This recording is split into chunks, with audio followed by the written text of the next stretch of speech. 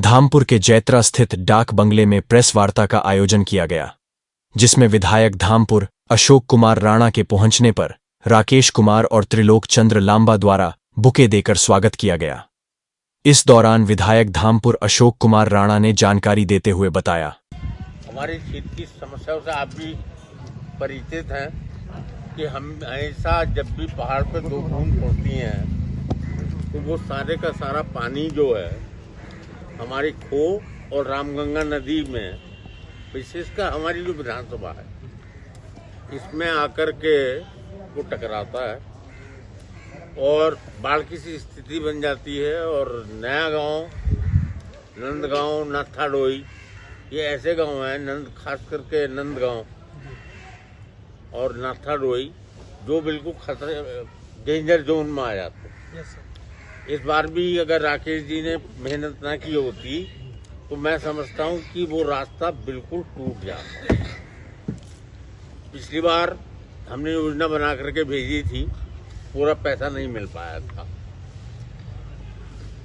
कितने की योजना बनाई थी? पिछले साल हमने जो शासन को भेजी थी वो 725 करोड़ के आसपास की भेजी थी, 725 की भेजी थी, लेकिन वो फाइनेंशियल कंस्ट्रेंट्स के कारण 137 लाख की स्वीकृत हो पाई। या अब पूरा नंदगांव तक पिचिंग होकर के पूरा गांव सेफ हो जाए। इसी तरह से मेरी विधानसभा में दूसरी तरफ मुकरपुरी वाली साइड है, वहाँ बंदा तो ऑलरेडी बना हुआ था, पर वो समय के साथ साथ जगह जगह वो थोड़ा गड़बड़ा, मतलब टूट गया, कहीं कुछ हो गया, तो उसको भी योजना में हमने रखवाया था, वो भी सैंक्शन हो गई। और इस एक सबसे बड़ी जो किसानों की भी समस्या थी और हम भी उसको झेल रहे थे, पर स्वतंत्र देव जी ने का मैं साधुवाद देना चाहूँगा इस प्रेस के माध्यम से, और माननीय प्रदेश के मुख्यमंत्री यशस्वी योगी आदित्यनाथ जी का, कि उन्होंने किसानों की जरूरत को महसूस करते हुए कोटरा रजवाहा, ये बहुत पुरानी स्कीम है और इसमें बीच में कुछ गैप्स रह गए थे, तो इसमें 17.28 करोड़, शायद 17.83 करोड़ रुपया सैंक्शन हो गया है। अब लांबा जी भी पुराने आदमी हैं, मैं इनसे कहूंगा कि इसमें लगे, जहां मेरी आवश्यकता हो मुझे भी इस्तेमाल करें, प्रशासन की जरूरत हो प्रशासन से कहना हो उसकी भी जरूरत हो करें। इस आपने देखा होगा नहरें तो खुद ही पड़ी, पानी नहीं आ रहा है, जब बीच में गैप्स हैं पानी नहीं आ रहा, तो पानी नहीं आ रहा। अच्छा, पहले क्योंकि मुआवजा कम था तो किसानों को दिक्कत हो रही थी, अब मुआवजा ठीक ठाक मिल रहा है, तो मैं समझता हूँ कि थोड़े ही प्रयास में हम लोगों को इसमें कामयाबी मिल जाएगी। और इसमें कामयाबी मिलने का मतलब ये है कि कम से कम 9,000 हेक्टेयर सर, 9,000, लगभग 10,000 ही समझो, 9 से ऊपर ही बैठेगा, 10,000 हेक्टेयर जमीन जो है वो हमारी गंगा जल से सिंचित हो जाएगी।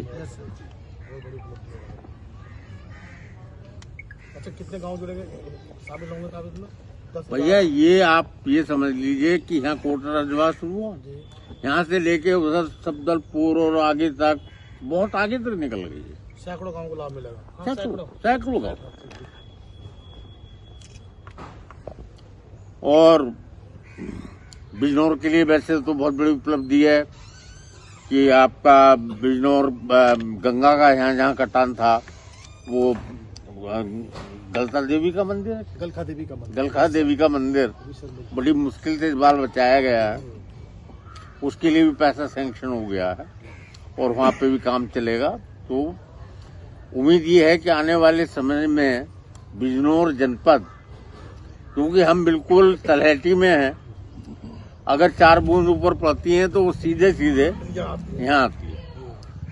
दूसरे मुख्यमंत्री जी को मैंने लेटर लिखा है और अब मैं कल फिर जा रहा हूँ, सत्र चल रहा है विधानसभा का, तो मुख्यमंत्री जी से मिलकर के, स्वतंत्र देव जी से मिलकर के मैं ये आग्रह करने वाला हूँ कि ये जो रिवर बेल्ट है, चाहे खो नदी का हो चाहे रामगंगा का हो, ये क्योंकि सिल्ट नहीं उठी बहुत सालों से,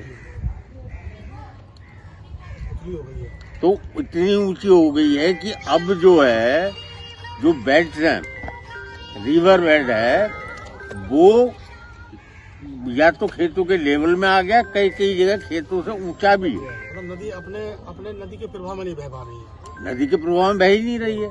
अब वो जब थोड़ा सा भी पानी आता है तो वो खेतों में फैल जाता है, और वाटर लॉगिंग की वजह से इस साल कई हजार हेक्टेयर जमीन में बिल्कुल गन्ने का बीज तक नहीं रहा।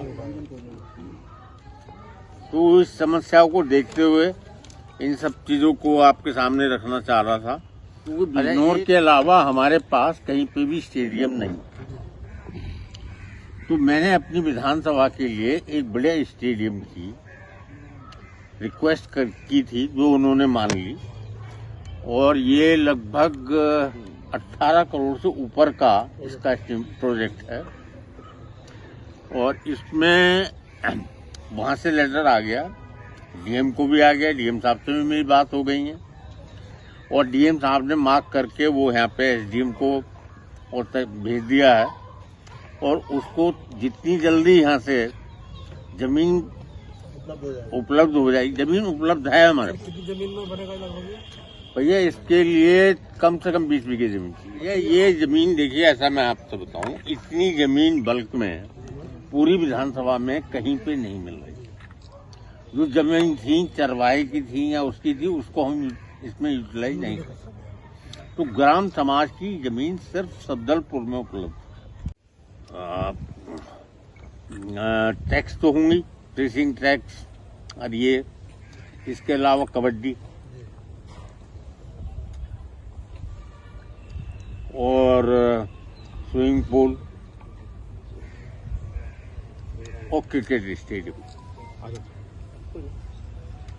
मतलब वहाँ पे स्टेप बाय स्टेप, एक साथ तो सारा काम नहीं हो पाएगा, पर स्टेप बाय स्टेप जो है, ये वहाँ पे कोचेस के रेजिडेंसेस भी बनेंगे, और जो परीक्षार्थी होंगे जो वहाँ पे प्रशिक्षण लेंगे, उनके लिए भी हॉस्टल उसमें तैयार किया जाएगा।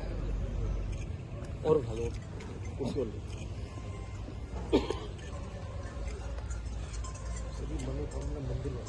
हाँ हाँ हाँ। अच्छा, दूसरे ये मनोकामना मंदिर जो अपना सिरकोट रोड पे पड़ता है, ये इस बार खूह का सीधा टक्कर जो है वो मनोकामना मंदिर के पास आके लग रही थी, और मैं जब गया था बाढ़ के टाइम पे, तो मनोकामना मंदिर भी खतरे की जोन में आ गया था, और वहाँ स्थिति ये थी कि पानी मंदिर के से अंदर तक घुस आया था। वो ये भी सैंक्शन हो गया है। इसके लिए कितना पैसा? 3 करोड़ 80 लाख रुपए इसके लिए सैंक्शन हो गया। मैंने कहा यहाँ पे जो आपका प्लेटफॉर्म है, उसका काम तो चल रहा है, वो तो आपने भी देखा हो, चल रहा है। हाँ, उसके अलावा नूरपुर चौहारा नूरपुर रूट पे जो फ्लाईओवर से मंजूर हुआ है, वो भी नहीं चालू, सिर्फ सॉइल टेस्टिंग हुई है। आपके शुगर मिल पे जो फ्लाईओवर बना है, इसकी भी सिर्फ सॉइल टेस्टिंग हुई है।